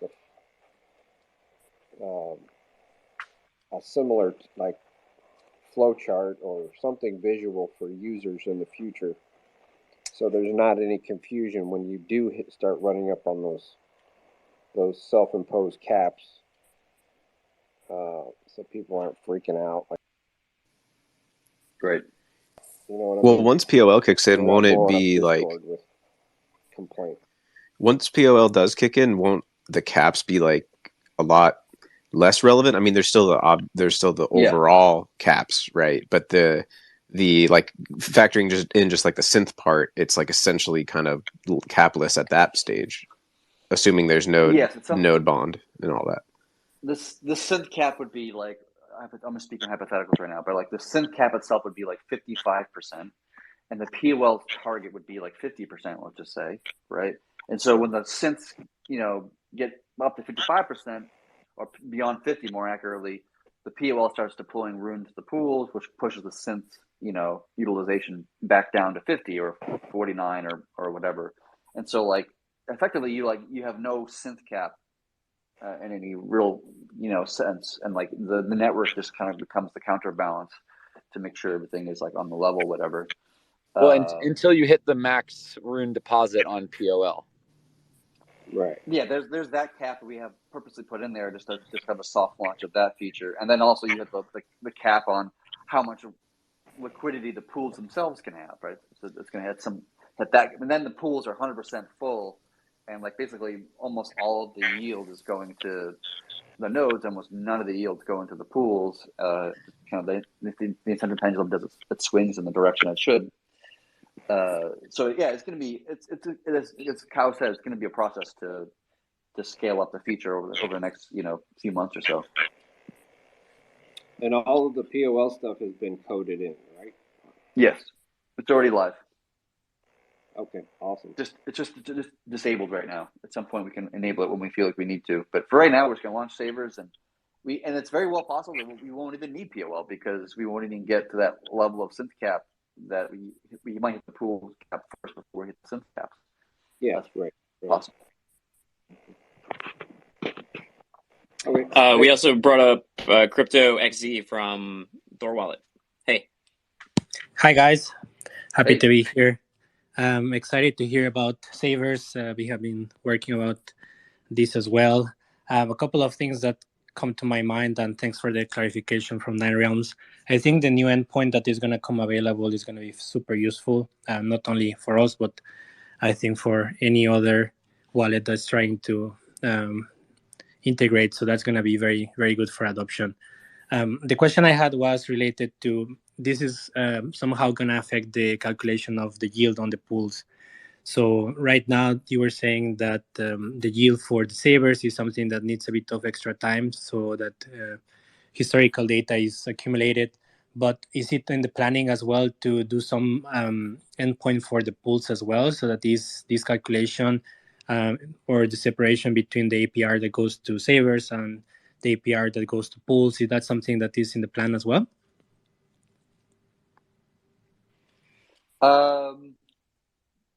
You're saying like the same as we have events that say how much yield was made in the savers, do we want similar events for how much yield was made in the pools? Is that what you're saying? Yeah, so right now there's been a bit of freedom on the calculation, and some people decide to take 7 days, 30 days, and like now I think we're getting into a consensus of using increase in Luvi and so on. But now with the addition of the APR coming for or going to savers, this is going to be some calculation that at the beginning will be taken over by the interfaces. So what is the yield that goes to a pool? So if you are in BTC Rune, what is the APR there versus what's the APR as a single yield? So I think it will also be very helpful in terms of adoption if this is simplified, right? Like right now with this new endpoint, people can just see for savers, not now, but eventually, right? What are they going to get? So I think that would be also an interesting thing if that's enabled for later once that separation happens and savers goes live. Yeah, I think that's possible. I don't think that's particularly hard even. The math should be pretty straightforward and simple, I think. When you're trying to compare dual sided versus single sided in a sense in either yield. Awesome. And the dual Cool, man. sided what's fascinating is that the dual sided, how much the dual sided is getting versus the single sided is getting is like relational to the depth of each, right? So if the dual sided is 90% and the savers is 10%, then the dual sided income is not too different than what it is today. Like it's a little bit different, but not too different. Probably a little bit more than we're making today, but not that much.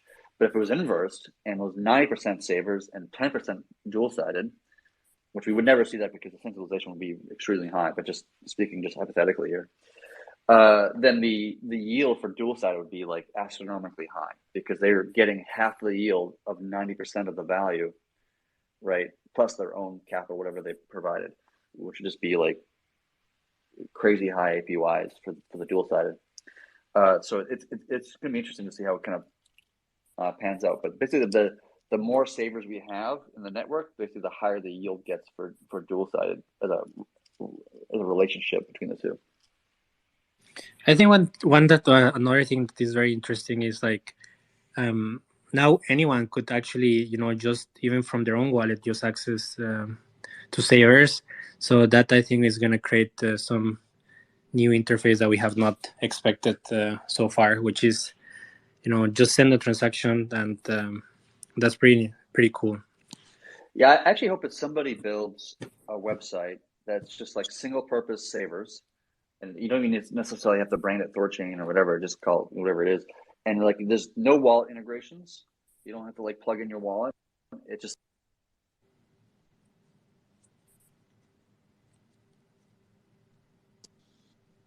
So I got rug there. I got a phone call.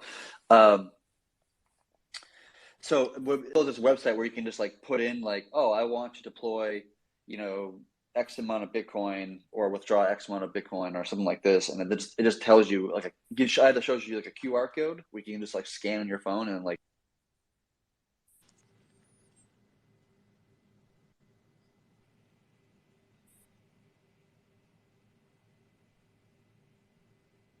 Spammers are after Chad, but yeah, that's something we talked about a little bit. Just like the simple UX of just showing the QR code, and then you just any wallet can basically just do a send with the QR code and interact with savers. So that is something we're definitely looking forward towards. And also everything that's coming out of Thor Wallet, Thor Wallet development has been going great. It seems like from this end, and hopefully people are happy with the way that that's going, because I've been using it personally. I like Thor Wallet, so it's a great mobile interface, and you guys have been doing a great job. Thanks.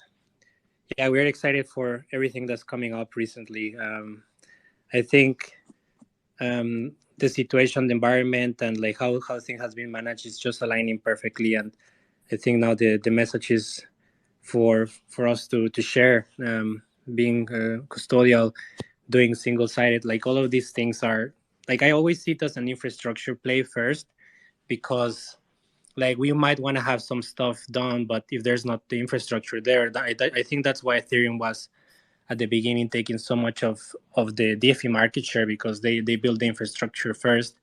And now I think this cross-chain infrastructure that we're building as THORChain community is going to enable not only for Bitcoin, but like many other assets, right? We're completely off DeFi. So you can now start imagining some infrastructure for assets like Dogecoin or things like that were not possible before. So I think that's pretty exciting. And it's also pretty exciting that that could be transferred to a mobile device. So looking forward to the things that are coming now. 100%. Well, let's just wrap up with these last few questions. So, Anthony, hey. G'day. Can everyone hear me? Yes. Yep. I just got a question about Thor savers. So correct me if I'm wrong. If you're an LP in an LP position at the moment and you go to withdraw a decent amount, there is some kind of delay due to security reasons. With the Thor savers, will there be that same type of delay? Yes. Okay, cool. That's all I had. Cool. And KJ? Hey guys, how's it going? Just had a quick question. Don't want to take up too much time. It's not really too technical, and I apologize that you guys have already gone over this. Pardon? Sorry, Coefficient, can you Yeah, mute for us? he's I just took muted. him off. Go ahead, KJ. Okay, cool. Yeah, so yeah, great to see all the developments. Really exciting stuff. So just two pretty simple questions.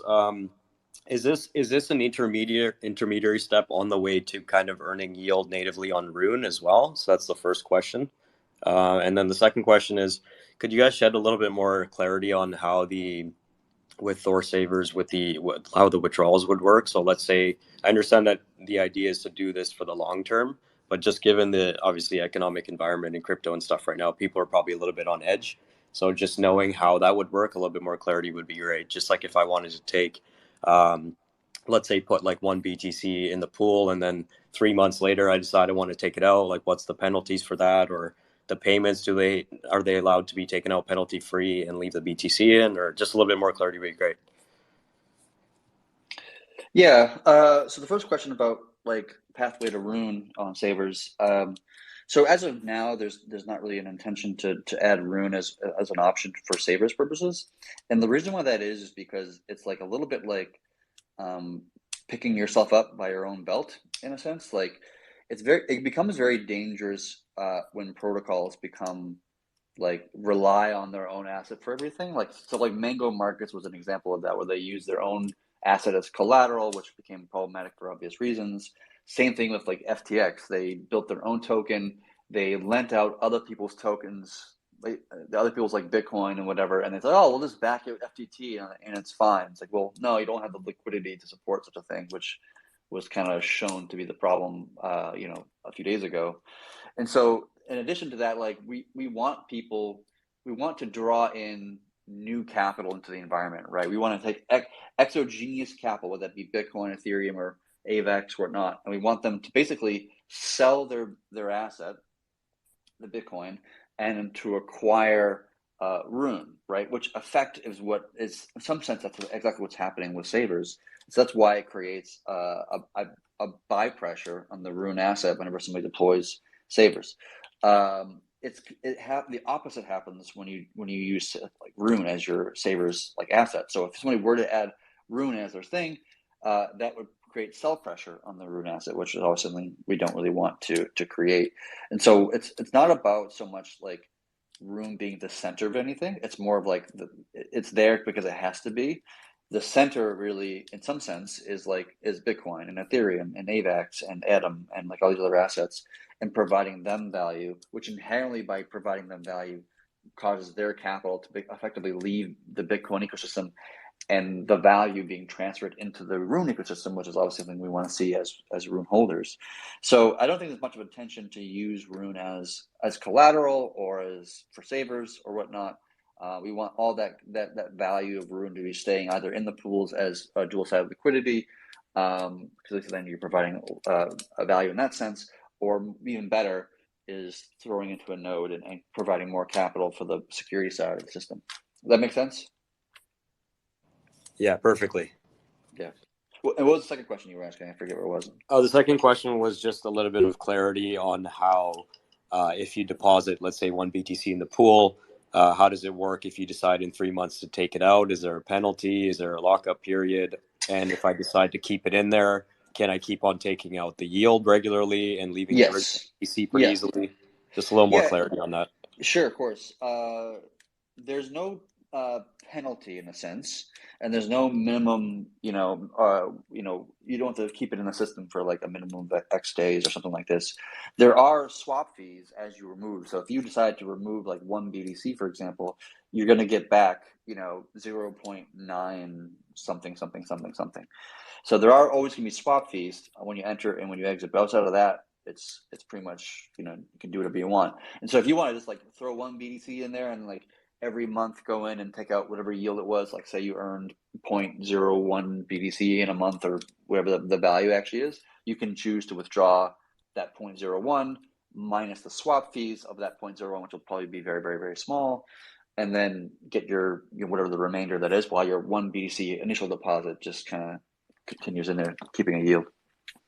A good way to think about it is it's like a double swap entering or exiting. So it's just the swap of like a rune to BTC swap, just twice the slippage of that. So a small swap will obviously be really low on slip, or a small withdrawal or deposit will be really low on slip. So entering really slowly will make you pay less fees, and also exiting more slowly you pay less fees having to enter or exit. So it's literally just a double swap, entering or exiting. It's just synth burning and then swapping to or from asset, which will probably also stop somebody from deploying 100 BTC into the pool in one go. Like that would just be the swap fees, and that would be probably very large. And so the same thing on pulling out too. You're not going to pull out 100 BTC in a single transaction. That would be very, very costly in terms of fees. That kind of slip-based model kind of protects the network from any harsh or sudden movements in a sense. Also, just want to highlight how awesome of a user experience this creates. Back to like what Pluto was saying, just about making everything as like simple and like, why would you not use it? How can just getting it integrated everywhere? Like this creates so much less to explain to the user, right? Like there's no weird lockup, there's no weird penalty, there's no there's just like not much you need to know about the whole thing, right? It's just like deposit, earn, withdraw, whatever. I mean, the only thing is that there's entry and exit fees, and other than that, it's like can hardly think of. I mean, of course, there's protocol risk, and people need to understand that. But in terms of just the product itself, it's so dead simple. You just put in BTC or whatever gas asset, and you earn in that asset, and you can do whatever you want. It's pretty great. That was literally one of the main goals of the feature, was to keep it as cognitively simple as possible. Because we made that choice early on. We thought about, we could do this, we could do that, we could do, we thought of like a bunch of different ideas. But like in the end, we're like, the goal here is to keep it as cognitively simple to understand and to implement and to utilize, and not have to worry about if this happens and that happens, and what if these scenarios, like just keep it so simple, so clean. The cleaner, the better. That's kind of how we pushed it. Cool, guys. That was a great space today. We had an hour with Luigi, then we had an hour just talking about Thor savings on the back end of it. So yeah, I think that was pretty good. We can wrap up. Any final words from anybody? Well, I mean, there's the one elephant in the room. Maybe just to wrap up with some philosophical stuff. I would love to hear maybe get a Chad B rant out of this. But like this timing, everything going on is exactly why THORChain exists, right? So I just feel the timing is so right for people to really be onboarded, and whether that's all of us here in this community, just like helping people onboard, helping spread the word. Obviously, there's so much happening by the core team, Nine Realms, THORSwap, all the other interface projects in the ecosystem to get deeper integrations and really make THORChain the back end. But like now is the time for a flood of users to find THORChain, and this thing is here, and it already exists, and it's magic. And I just think it's time. So let's go get it. Yeah, isn't it crazy how it's like, to the outside world, they see what's happening here and they're like, oh, look at crypto. Crypto's terrible. Everybody lost their money, blah, blah, blah. Right? From the outside looking in, they don't understand the nuance here. And for us, we're just like, yeah, look at CeFi. It's a complete clusterfuck of a situation. This is the reason why we got into the space to begin with, to get away from this like fucking horse shit and black box finance and all this fucking this terrible fucking bullshit that makes no sense at all. And this is totally like, we can take a moment to kind of like applaud ourselves to some degree as a community, just because we've been proven yet again why it's good to have a fully open, fully transparent, fully available system. No borders, no KYC, no permission, no censorship. Why that's so important. And we just get proven like time and time again. It's over and over again. And we'll keep on kind of like taking that little fist pumping action, because like we just get proven again and again that we're right about this design, this idea, what we're trying to accomplish. It's just There's no other way to cut the cake.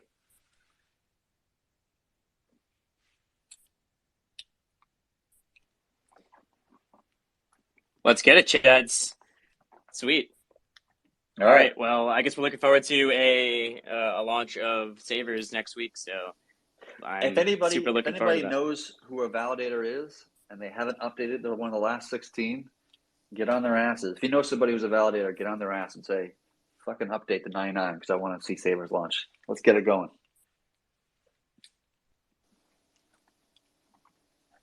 Awesome, guys. Well, these spaces are recorded. This will be put up on YouTube, and you can check out the conversation with Luigi from AVA Labs, and also just us talking about Thor savings. And the whole archive of these things is up on Runebase, and also now being uploaded on the Nine Realms YouTube channel. So appreciate you guys coming out. Also, if you haven't followed CryptoXZ up here, and also Pluto, definitely follow them for all kinds of THORChain content that you're not going to see anywhere else. CryptoXZ is with growth officer at Thor Wallet, and Pluto is one of the core devs of the protocol, and a member of the Nine Realms team. So shout outs to them.